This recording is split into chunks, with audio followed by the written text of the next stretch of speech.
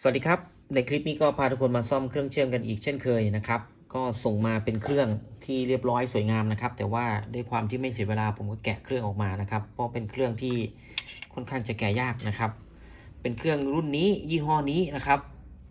เป็นเครื่องที่ค่อนข้างจะโอเคนะครับทำมาก็คือโอเคนี่คือแกะยากมากนะครับแกะยากมากเป็นสัดเป็นส่วนนะครับก็มีจดหมายมาด้วยนะครับบอกอาการของเครื่องก็คือเปิดเครื่องติดแต่ว่าเชื่อมไม่ได้พัดลมหลังเครื่องไม่หมุนผมได้เปลี่ยนตัว R ที่ไหม้ไปแล้ว1ตัวใส่ถุงให้ช่างด้วยนะครับตรงไหนนอกหาไม่เจอนะครับผมรอย IGBT ตามที่ดูในคลิปของช่างด้วยฝากด้วยนะครับประมาณนี้นะก็เท่าที่ผมตรวจสอบนะครับคราวนี้ตัวนี้ IGBT ที่รอยไว้แล้วก็ถอด IC 4688ออก2ตัวออกเรียบร้อยแล้วครับมีตัวหนึ่งที่ร้อนมากประมาณนี้นะครับแล้วก็ตัว R ไม่แน่ใจอยู่ตรงไหนตัว R อยู่นี่นะครับประมาณนี้ก็โอเคนะครับอันนี้อะไรผมไม่แน่ใจเดี๋ยวจะดูอีกทีนึงนะครับคราวนี้เรามาดูเครื่องใกล้ๆกันครับว่าระบบจะเป็นยังไงนะครับอันดับแรกเลยเนี่ยไม่ต้องไปสนใจว่าตัวไหนจะเสียไม่เสียนะครับตอนแรกเนี่ยเราต้องไล่ระบบก่อนนะครับเครื่องค่อนข้างจะอัดแน่นมานะครับก็เริ่มต้นเลยเราก็ไล่ที่ภาคจ่ายไฟก่อนนะครับตรงไหนคือภาคจ่ายไฟ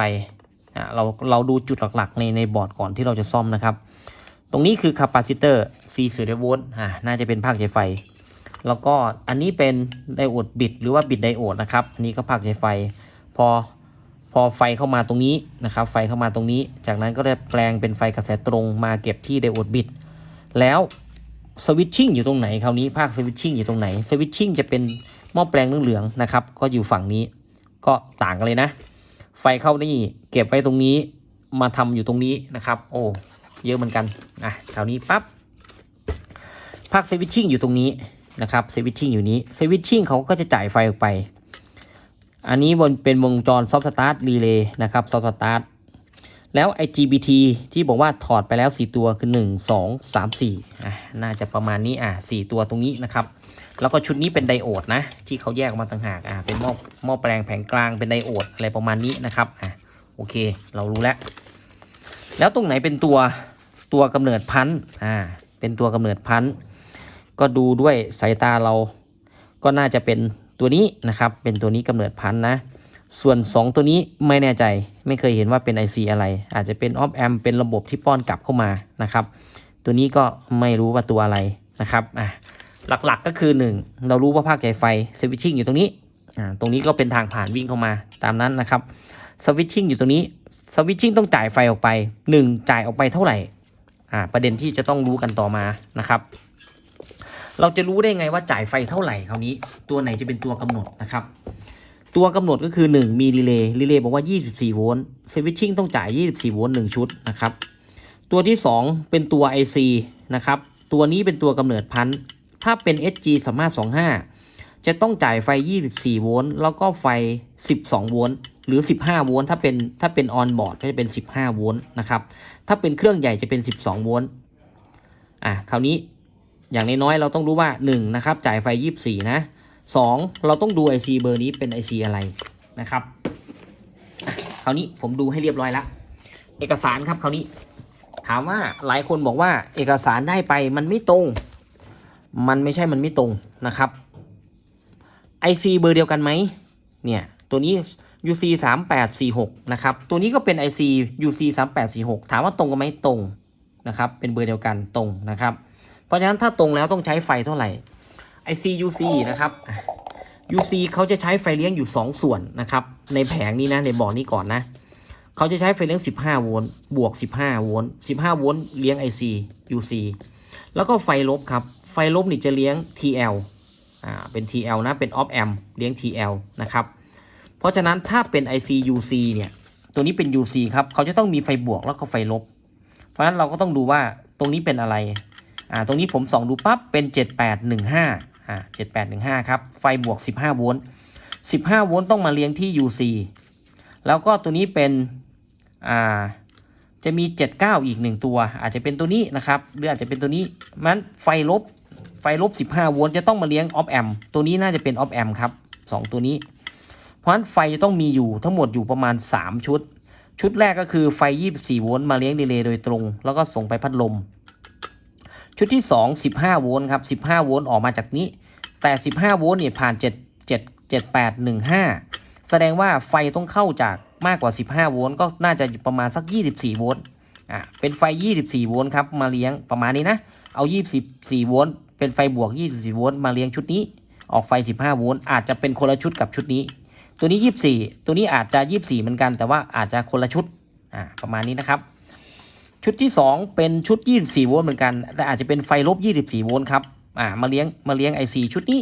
นะครับแสดงว่าต้องมีไฟบวกลบ24โวลต์เราจะต้องทำการตรวจสอบระบบไฟก่อนนะครับ1เขาบอกว่าเปิดมาพัดลมไม่ค่อยหมุน2 IC 4688ตรงนี้ถอดออกร้อนตัวหนึ่งอาจจะมีอะไรช็อตนะครับเราต้องเช็ค IC ตัวนี้ว่ามีไฟเท่าไหร่นะครับมีไฟเท่าไหร่ซึ่งก็อยู่ในเอกสารเนี่ยผมจะบอกเลยว่าถ้าเป็น IC ที่ใช้ UC 3846เนี่ยถ้าเป็น3บอร์ดจะใช้ไฟ15โวลต์จะใช้ไฟ15โวลต์ถ้าเป็นซิงเกิลบอร์ดมีไหมซิงเกิลบอร์ดก็ไม่ได้เขียนไว้โอเคนะครับอันนี้เป็นซิงเกิลบอร์ดใช้ไฟบวก15โวลต์จะเ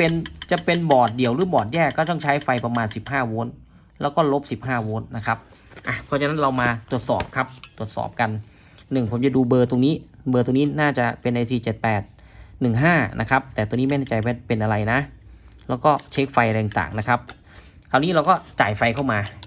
ด้านนี้แล้วก็เช็ค IC ตัวนี้ดูว่าไฟเขาได้เท่าไหร่นะครับคราวนี้เรามาตรวจสอบแรงดันไฟกันนะครับการที่จะตรวจสอบได้นั้นเราจะต้องรู้ตำแหน่งของแรงดันไฟว่าอยู่จุดไหนบ้างนะครับตรงนี้สรุปแล้วเป็น IC 7915นะครับเป็น IC ไฟลบนะลบ15โวลต์ตรงนี้เอาง่ายๆนะตรงนี้เป็น IC 7815ตรงนี้เป็น IC 15โวลต์นะครับแล้วรีเลย์ตัวนี้ใช้ไฟ24นะครับพัดลมอยู่ตรงนี้ขั้วพัดลมอยู่ตรงนี้เพราะฉะนั้นเราตรวจสอบครับคราวนี้เราตั้งโอห์มปี๊ดภาคสวิตชิ่งอยู่ตรงนี้มีไดโอดอยู่1 2 3 4เพราะฉะนั้นไดโอดตัวนี้จะเป็นไดโอด 2-3 ตัวเนี่ยจะต้องเป็นไดโอดส่งไฟออกมา24โวลต์แล้วก็ส่งไฟออกมาลบ24โวลต์ครับจะต้องมี2ตัวนี้นะคราวนี้ IC ขาที่1 7815นะครับขาที่1เป็นขา Input นะครับขาที่2ก็คือโครงถังเป็นกราวขาที่3เป็น Output นะครับงั้นเราลองวัด Output ก่อนผมจะวัดที่ Output ขาที่3นะดูขาที่3นะครับขาที่3ผมจิ้มขาที่3ตรงนี้ขาที่3 15โวลต์นะครับจะต้องส่งมาเลี้ยง IC ตัวนี้นะครับ IC UC นะซึ่ง UC เนี่ยเขาจะต้องจ่ายไฟที่ขา15ขา15นะเหมือนกับSG นะครับอันนี้ขา1อยู่นี่1 2 3 4 5 6 7 8นะครับ16อยู่ตรงนี้15อยู่ตรงนี้15อยู่ตรงนี้นะเช็ค15กับขาที่3ของตัวนี้นะครับขาออกเนี่ยปี๊ดนะครับปี๊ดเลยนะแสดงว่าเขา15โวลต์จ่ายเข้าตรงนี้แล้วเช็คลบครับลบถ้าแตะลบตรงนี้ลบปื๊ดขึ้นมาก็คือช็อตอันนี้ไม่ช็อตนะแล้ว15โวลต์ตรงนี้นะครับ15โวลต์ตรงนี้นะขาเดิมนี่แหละจะต้องส่งมาเลี้ยง IC 4688 2ขาอยู่ตรงนี้ไม่รู้ขาไหนขา1นะครับขานี้นะอันนี้ขา1ขา2ขา3ครับเนี่ย15โวลต์ขา3แล้วก็1 2 3 15โวลต์ขา3ครับ3ตัวนี้จะกินไฟ15โวลต์เราดูเอกสารนิดนึง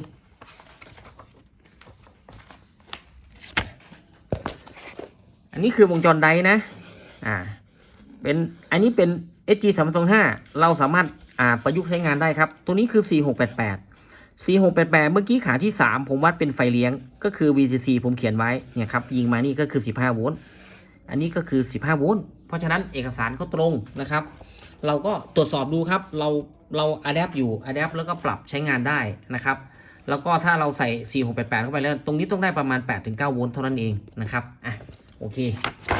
จุดที่1เราเจอแล้วนะ12โวลต์จ่ายตรงนี้จ่ายมาจาก IC ตัวนี้นะครับแล้ว IC ตัวนี้มาจากไหนคราวนี้24โวลต์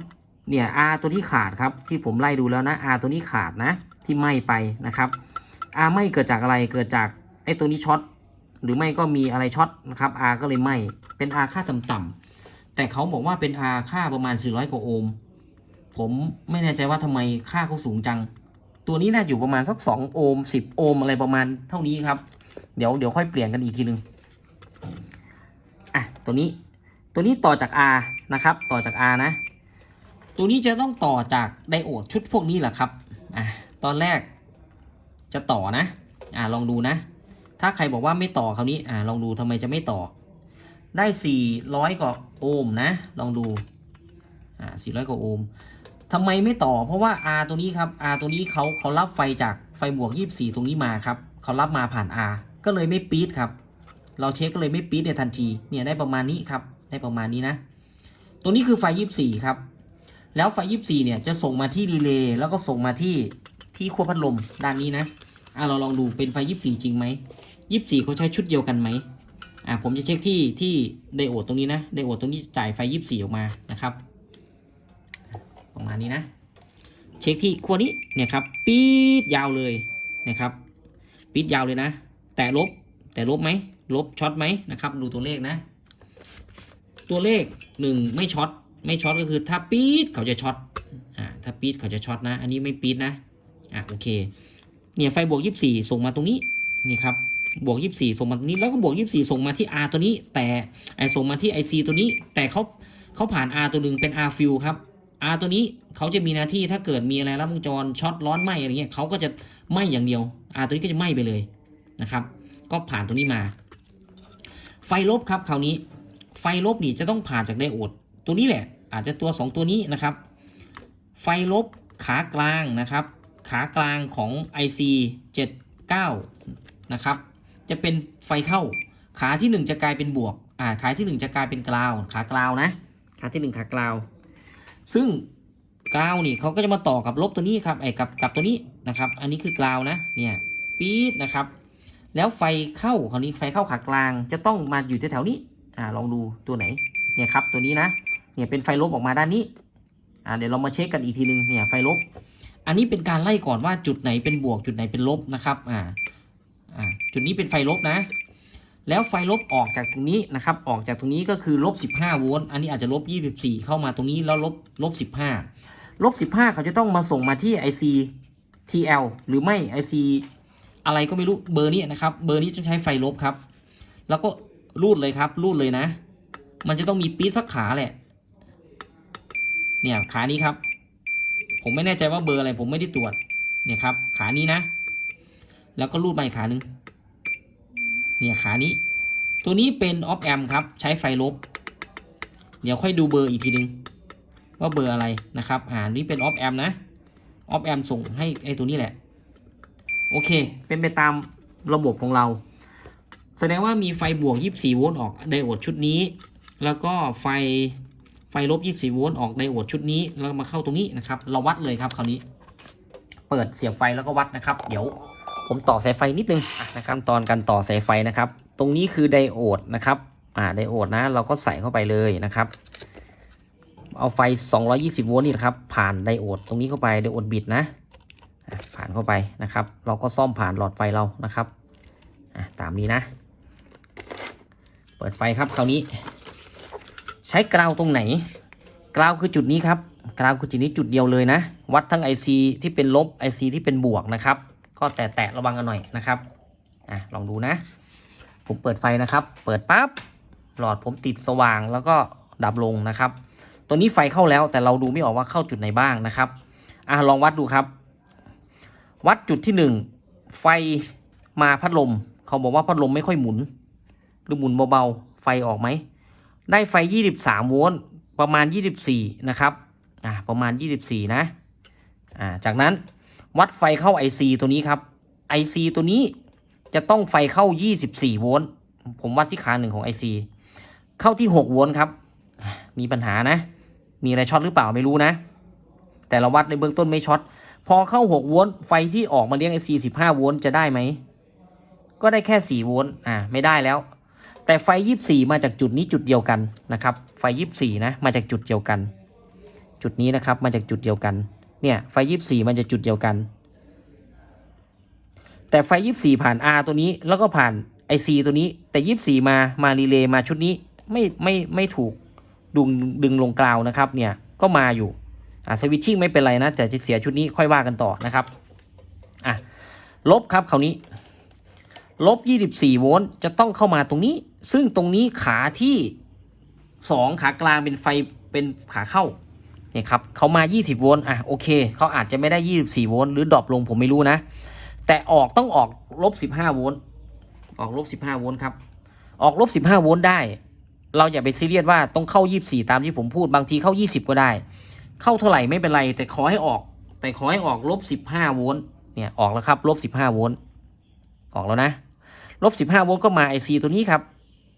แถวนี้แถวไหนมาตัวนี้ลบ15โวลต์เนี่ยครับโอเคมาเรียบร้อยไม่มีอะไรร้อนคราวนี้บวก15โวลต์ถ้าออกได้ตามนี้เขาก็จะมาขาที่3ของตัวนี้เนี่ยตัวนี้ได้ 4.7 โวลต์เพราะฉะนั้นเราใส่ IC เข้าไปยังไงก็ไม่ทำงานตัวนี้ก็ไม่ทำงานครับเราต้องมาหาว่าเกิดอะไรขึ้นว่าไฟทำไมไฟ24เข้ามาแล้วทำไมดรอปลงหรือตัวนี้ช็อตเป็นไปได้คือ1เราลอย IC ตัวนี้ออกนะครับแล้วก็วัดไฟดูหรือ R ตัวนี้ค่าเขาสูงใส่มาผิดเขาเลยดรอปไฟลงหรือเปล่านะครับอีกวิธีหนึ่งคราวนี้เราจะหาว่าเขาปกติไหม IC ตัวนี้ทำงานได้ไหมผมก็ปล่อยไฟเข้ามาเลยครับ15โวลต์เข้ามาป้อนที่ขา3ของ IC ตัวนี้อันนี้เป็นเทคนิคเลยเราปล่อยไฟ15โวลต์เข้ามาตรวจสอบเอาพุทตรงนี้เลยครับตรวจสอบเลยนะครับลองดูนะถ้าใครมีแหล่งจ่ายไฟเราก็ทำอย่างนี้แหละครับถ้าเราจ่ายไฟ15โวลต์เข้ามาแล้ว IC ทำงานได้แรงต่างแสดงว่าไม่มีอะไรช็อตแสดงว่าไฟนี่จะช็อตตั้งแต่ก่อนทางเข้ามาตรงนี้อาจจะ R ตัวนี้แหละที่ผมสงสัยว่าค่าเขาสูงเกินไปไหมนะครับหรือ IC มีปัญหาเองถ้า IC มีปัญหาเองเราอย่างนี้ง่ายก็ได้เราปล่อยไฟเข้าตรง R ตรงนี้ R ตรงนี้เข้าขาที่1ครับขาที่1ของ IC เบอร์นี้เลยลองดูครับ R ตัวนี้นะเข้าขา1ไหมR ตัวนี้เข้าขา1นะผมจะปล่อยที่15โวลต์ยังไงเขาก็ต้องมากกว่า15โวลต์จะปล่อยดูก่อนนะครับลองดูที่15โวลต์ก่อนเพราะเผื่อช็อตลบเข้าตรงนี้ครับลบเข้าตรงนี้นะลบเข้าตรงนี้ผมปล่อยนะ15โวลต์ปล่อยเรียบร้อยที่สวิตชิ่งผมไม่มีอะไรช็อตนะครับไม่มีอะไรช็อตไม่มีอะไรโหลดนะ15โวลต์นะครับลองแตะดูนะวัดเลยครับคราวนี้กราวอยู่ตรงนี้ไฟเข้าขาที่1ของ IC เข้าไหมไฟไม่เข้าครับ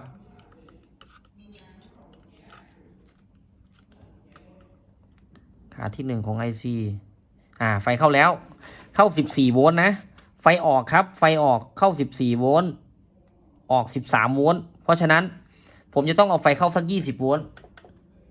ให้ออก15โวลต์ครับตอนนี้ผมเอาไฟเข้า20โวลต์นะจริงๆแล้วไฟน่าจะเข้า24โวลต์นะเพราะว่ามาจากตรงนี้ชุดเดียวกันลองดูครับตอนนี้ออกเท่าไหร่ลองดูนะออก14โวลต์แล้วโอเคประมาณนี้นะที่ IC ตัวนี้ต้องได้ประมาณ 14.82 เมื่อกี้ได้ปกตินะครับได้ปกตินะเนี่ยครับไฟเข้า20โวลต์แต่ IC ตัวนี้ออกแค่14โวลต์กว่าต้องดู IC ตัวนี้ละประเด็นที่1นะครับไม่มีอะไรช็อตเลยนะครับไม่มีอะไรช็อตนะแล้ว IC ทำงานได้ไหมถ้าทำงานได้ครับขา11ขา14จะมีพันออกมีแรงดันพันออกที่ประมาณสัก6โวลต์เนี่ยเกรดไดครับอินพุตจะเข้าขา4ของเกรดไดนะอินพุตเข้าขา4ของเกรดไดลองดูซิจะได้เท่าไหร่หรือไม่มีแรงดันออกผมไม่แน่ใจเดี๋ยวเราค่อยวัดอีกทีหนึ่งนะได้6โวลต์ได้6โวลต์โอเคเดี๋ยวเราค่อยว่ากันนะครับเอาประเด็นที่1คือหาไฟตรงนี้ให้ได้ก่อนว่าไฟหายไปไหนนะครับเราป้อนเข้ามาใช้งานได้นะครับ15โวลต์20โวลต์ออก15โวลต์ใช้งานได้นะตอนนี้มีอะไรร้อนไหมลองจับแตะดูนะครับอาจจะมีอะไรช็อตก็ได้ถ้าร้อนอุ่นนั่นก็ใช่แล้วล่ะครับ โอเคเดี๋ยวผมจะแกะตัวนี้ออกแล้วก็ R ตัวนี้ออกดูนะครับมาเช็ค IC หน่อยนะเพราะตอนนี้ปล่อยเข้าไป20โวลต์ออกแค่14กว่านะครับอาจจะมีปัญหาเพราะตัวนี้เขาบอกว่าไม่มานะครับไม่มานะ2ตัวนี้ไม่มาโอเคเดี๋ยวลองดูก่อนนะครับค่อยมาเช็คไอ้พวกนี้